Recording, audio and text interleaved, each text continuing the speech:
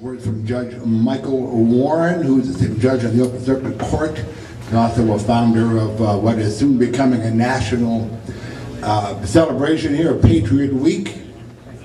And I know he's in here somewhere. He's right there. There he is right there. Sorry, Judge. I beg your pardon. I need to watch my eyes. I just watch my eyes and I can't do a thing with them. No. Ladies and gentlemen, Judge Warren.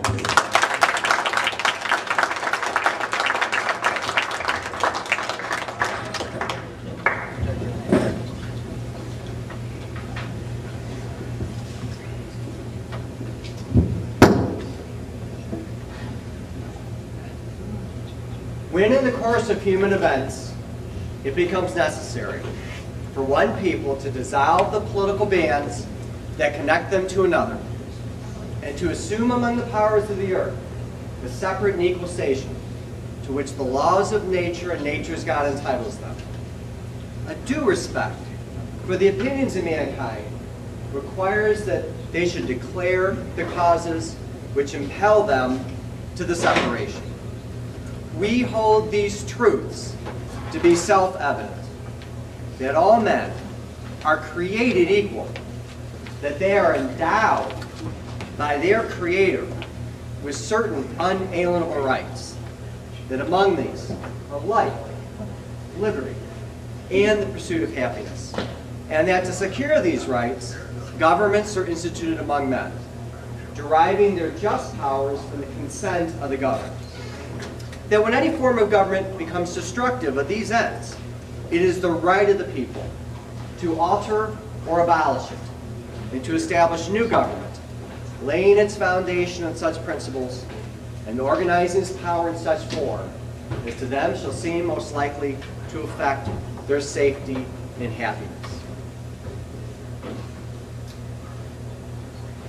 That's why we need to fight for America. Because those words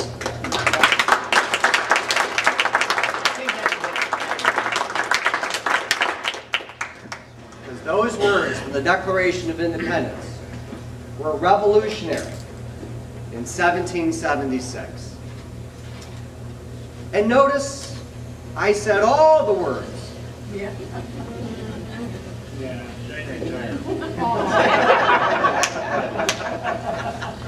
And those words, all of them, are still revolutionary today. And despite all the controversy about America and our role on the world stage, and remember, America has always been controversial on the world stage, we remain a beacon of hope, a torch of liberty for billions of people across the world.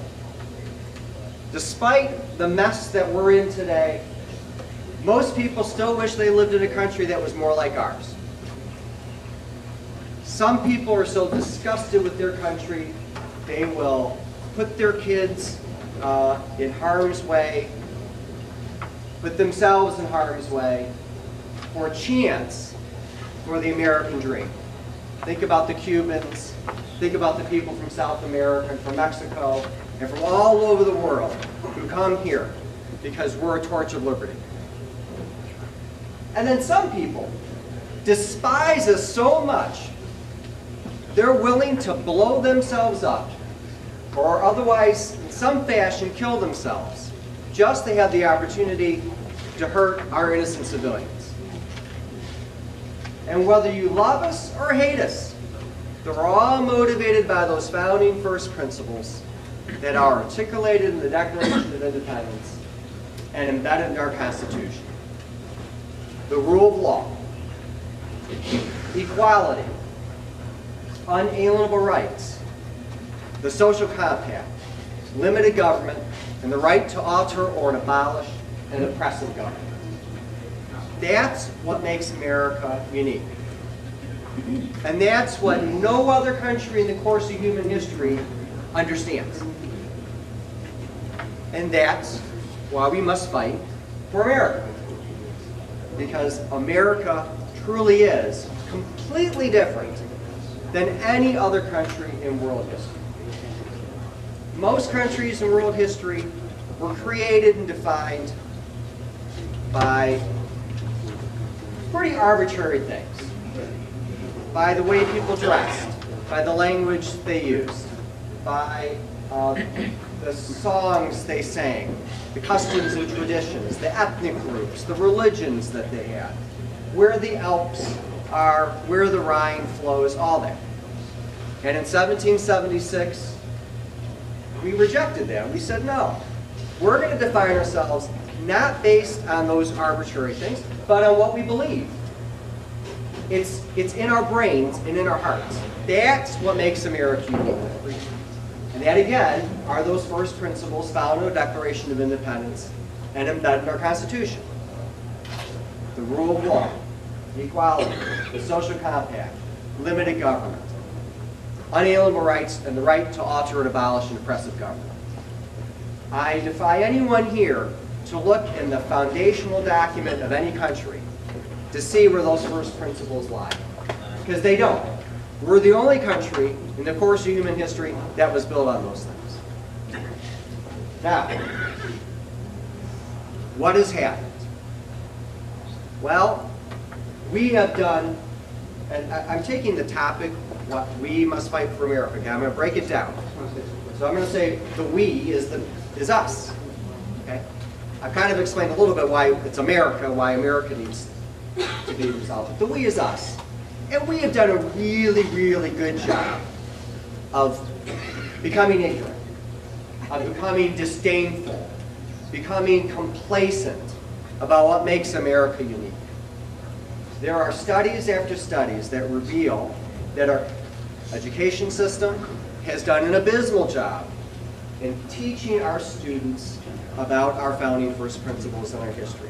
I am a former member of the State Board of Education. I'm now the chairman of a set of schools, or actually a couple of schools in the city of Detroit, independent schools.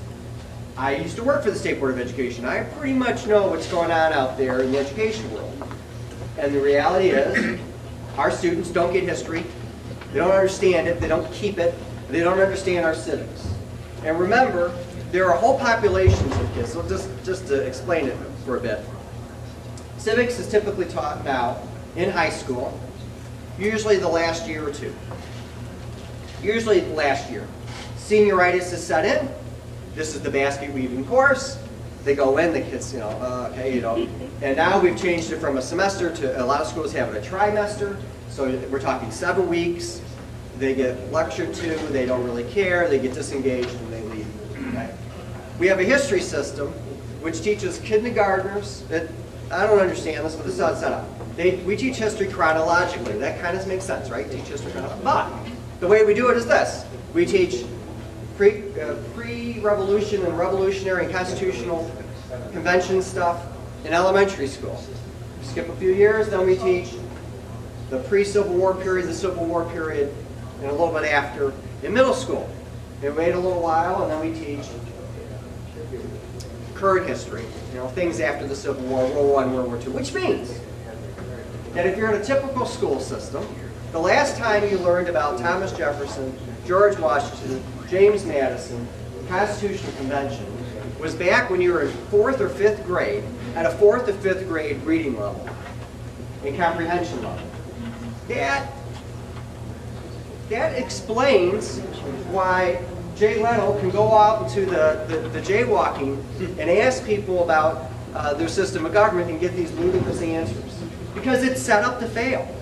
It's set up only to teach modern history, or at least and then kids don't have any grasp of their history. We obviously have a media which does not care about our first principles or history.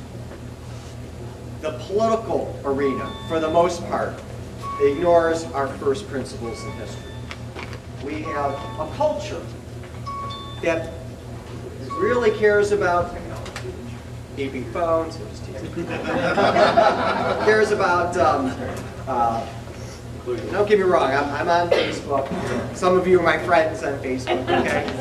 But the instantaneous communication, the games, the videos, what's important is the starlet who last year or this year got pulled over and how long is she going to really have to go to jail? Oh my gosh. And we spend hours and hours and hours on this utter crap. as opposed to our political system.